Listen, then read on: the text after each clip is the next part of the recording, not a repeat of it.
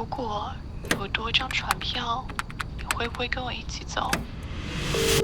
À cet instant précis, mon âme balance entre deux destins, prisonnière de mon indécision.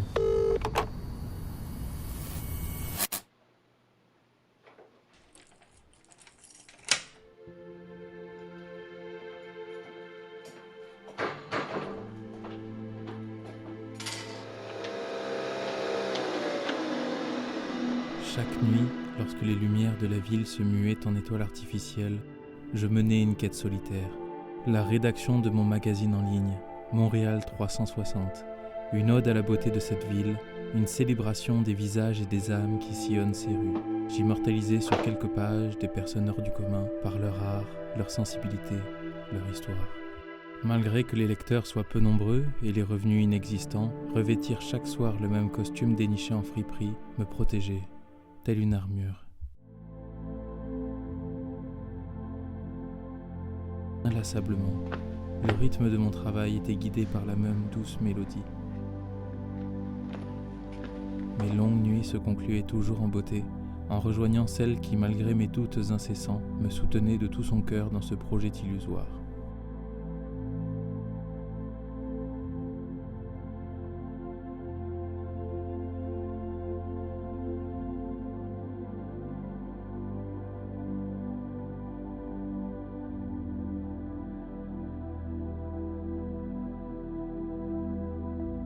Mais il est fascinant de constater comment, parfois, toute une vie peut basculer à la suite d'un simple événement, aussi insignifiant qu'une lettre reçue.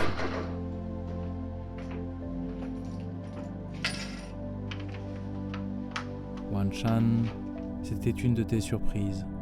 Notre rencontre lors d'un shooting photo pour mon zine en était déjà une d'ailleurs. Ton arrivée la semaine dernière en Qipao, avec à la main le poème que tu avais écrit pour louer la beauté de Montréal, est un souvenir qui restera longtemps imprégné en moi. Désormais, je me retrouvais avec une cassette contenant bien plus qu'un mystère à résoudre. C'était une invitation à repenser toute mon histoire. Chaque tonalité était un battement de cœur, un appel à la révélation, à la compréhension. I'm sorry, but the person you've called is not available. Mais si tu avais décroché à ce moment-là, ta réponse aurait été une clé qui ouvre une porte interdite, qui aurait révélé une vérité trop dérangeante, trop douloureuse, trop inavouable peut-être. La première fois que j'ai lu tes poèmes, c'était comme si le monde avait soudainement ralenti, comme si le temps s'était figé pour me permettre d'apprécier chaque mot, chaque vers, chaque émotion que tu avais tissée avec ta plume habile. Ta plume était un tel pinceau qui pouvait créer des tableaux avec des mots, des poèmes qui touchaient mon âme de manière inexprimable. Je me devais d'écouter cette nouvelle mélodie que tu m'avais composée. 啊，蒙特利尔的灯塔，梦想的守护者，用明亮的光芒指引迷路的艺术家，在生命海洋中伸出他的援手，在这片奇妙的地狱里探索寂静。 Le téléphone, ce fil ténu qui nous relie à l'autre, est à la fois une porte ouverte vers l'inconnu et une barrière protectrice qui sépare nos mondes. Chaque sonnerie est une invitation à l'aventure, une chance d'établir une connexion, de partager des mots, des émotions, des secrets. Mais c'est aussi une énigme, une épreuve de courage, un saut dans l'inconnu. 喂，你好。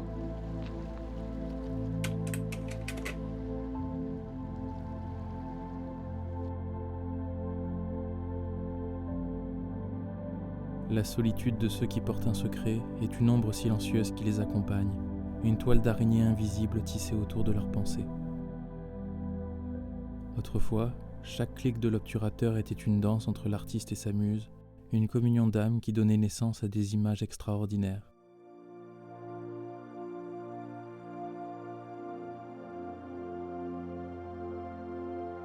Il est fascinant de constater comment, parfois, toute une vie va définitivement basculer à la suite d'un simple événement, aussi insignifiant qu'une seconde lettre reçue.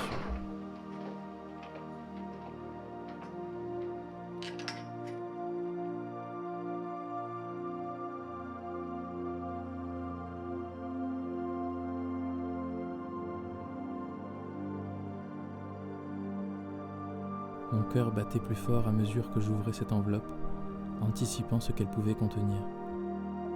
Elle était la messagère de ton départ de Montréal, un voyage qui me laisserait seul, avec pour seul témoin une nouvelle cassette et une photo.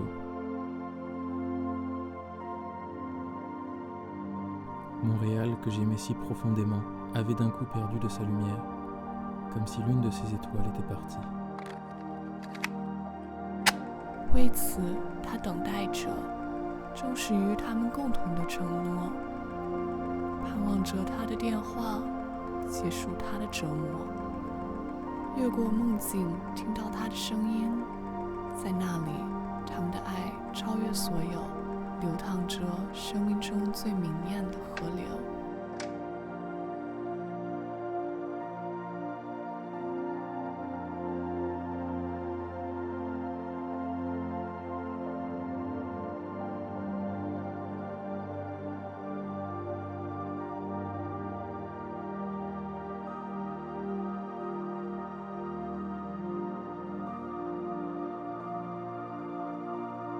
Dans cette nouvelle solitude nocturne, les grandes étendues avaient remplacé ma tour d'ivoire.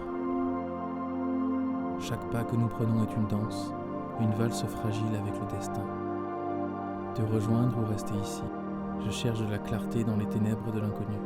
C'est là, dans l'essence de l'indécision, que se trouve le cœur même de notre condition humaine.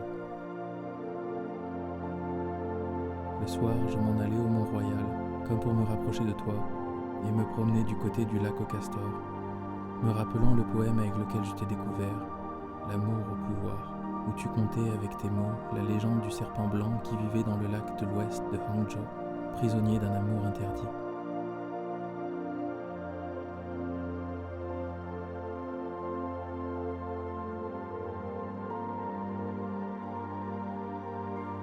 Ma plume reste suspendue dans le temps, captivée par la beauté éphémère de nos instants volés, attendant que le cœur prenne la décision finale, cherchant à comprendre si, dans cette danse envoûtante de la vie, nous serons les acteurs ou les spectateurs de notre propre histoire.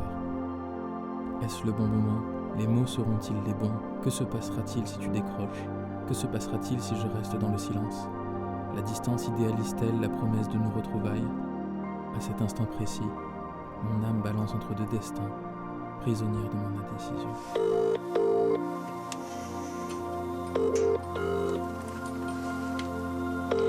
喂。